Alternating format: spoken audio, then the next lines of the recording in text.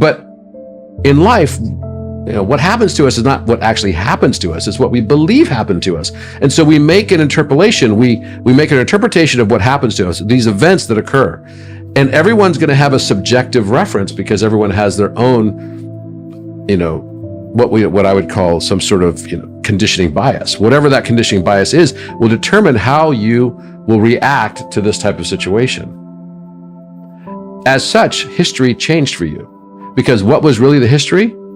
The history was the emotions that you felt ascribed to that moment in time. And those emotions, each one of us, are acting like blockchain validators and validating that emotional state. That's what the Akashic is. The Akashic record is basically everyone's different emotional states for what they believe happened to them. And as those emotional states get collected, you can actually change history by changing how you perceive what happened.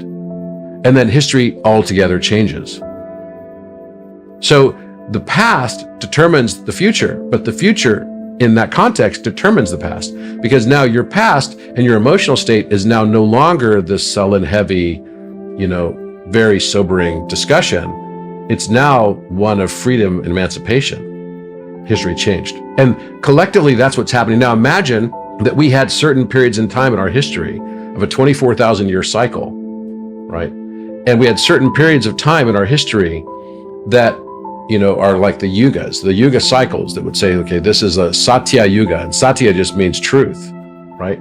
So that's the period that the truth.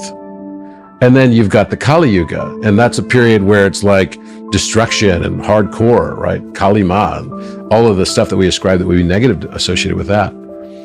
All that's happening is we're going through these cycles of higher consciousness and access to higher dimension, the notion that time goes both directions. And then we have moments in time where we forget all of that because that's the game we wanted to play. It would be no fun for us to play a game where I'm omniscient, omnipotent, and omnipresent, and you are too. That's no fun. We wanted to play chess. I'd know the moves you're going to make before you make them. You'd know the moves I'm going to make before I make them. There's no fun in that game. Instead, if you think about like the best part of superhero movies, the best part is when they start figuring out that they have superpowers. And when they realize that they have these superpowers, then you're like on this journey of discovering what other powers do they have. Spider-Man can climb walls, but what else can he do? Can he shoot a spider web out or something? That's what we're going through right now.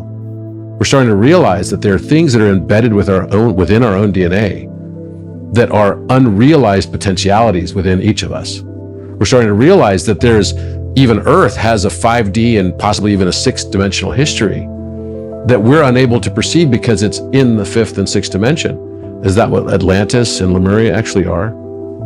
They're hidden from our vision and they're no longer in our history because they were in higher dimension. And as we raise our consciousness and go to higher dimension, then all of a sudden we start finding all these remnants of this lost civilization. You follow what I'm saying? We're dimensionally limited avatars, and we're here to learn through emotional states in this game that we call life, that is a spiritual life simulation game. And that simulation game is meant for us to up-level our consciousness and remember and find all these abilities within ourselves, because that's the most fun part of the game. But without the contrast, without the negativity, without the darkness, without all the challenge, without the divorces, without all the stuff that happens in our lives, it wouldn't have the same weightiness